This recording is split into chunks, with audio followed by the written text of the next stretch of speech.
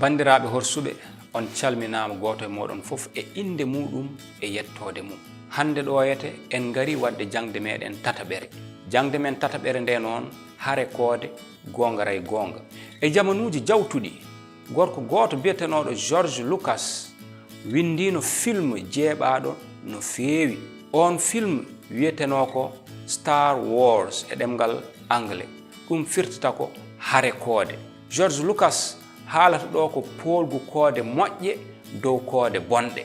Mbela koode ina kaɓa tawde ko film wiya heɗen gandi nde hare koode koye haqqille George Lucas tan wonno, wonano hare koode gongaray gonga. Kono noon mbela hoɗon gandi hare koode gongaray gonga meeɗino wadde duuɓi ujunnaji hade Lucas windude film makko o. Yuhanna almudo korsuɗo o windino e deftere peñƴi ko faati e hare koode gongaray gonga. E nder nden hare battande innam aade kala ina takka walla ina fiɓa ha tiiɗi.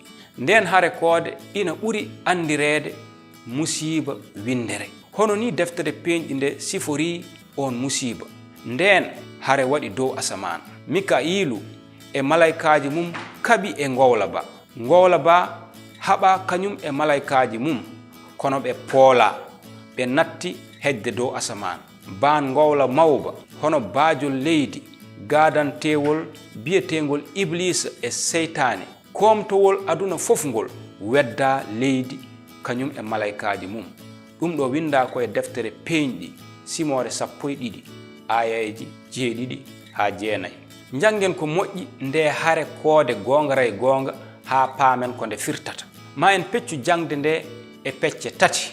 Feccere adanere nde kalaten ko walla ƴeewen jeyaɓe e nde hare.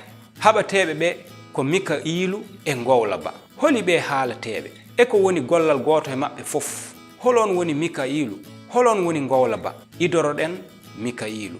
Oɗo Mika'ilu ina haale fodde laaɓi 5 e nder deftere seninde he. E Daniel 10 ayaji 12, 13 e 21 hombo haɓe toon e dow inde annabi o.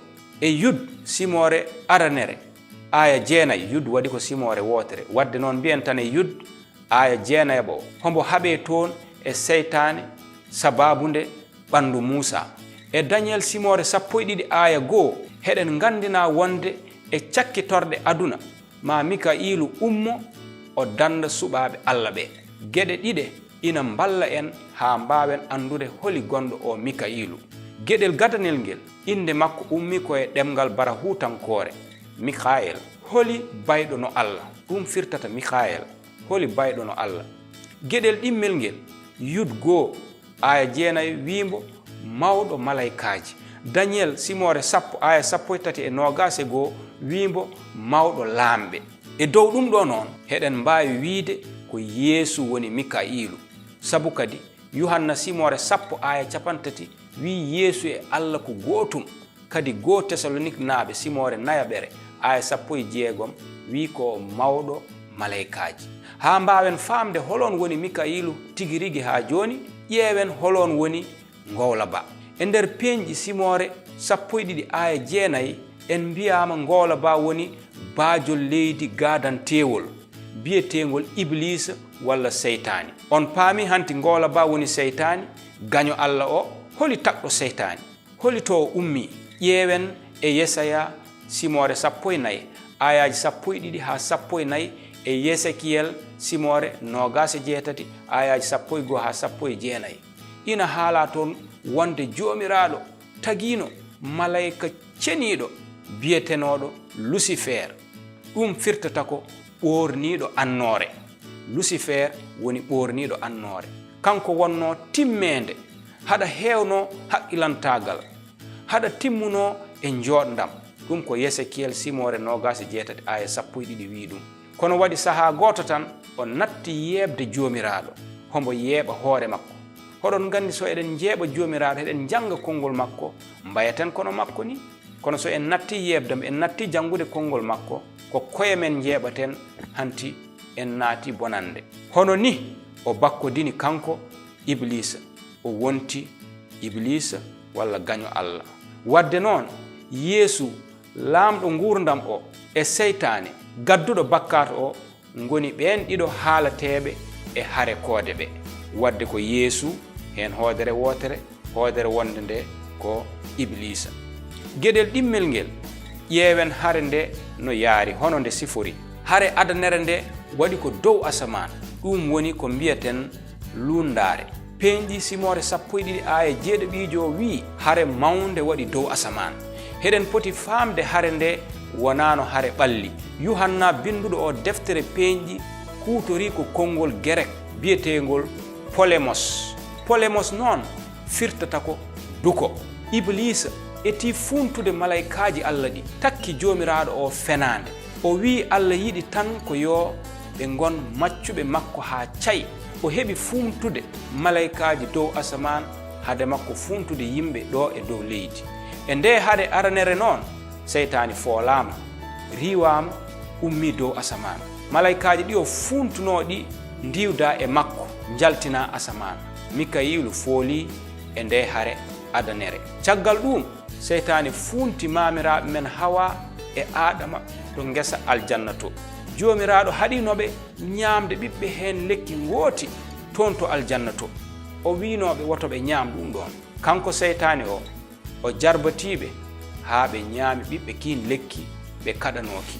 Heɗen mbawi hawede ko taki jomiraɗo acci seytani naati aljanna to ha jarbati mamiraɓe men ɓe. Ganden tan Allah kañum woppidat goto e men fof e sago muɗum.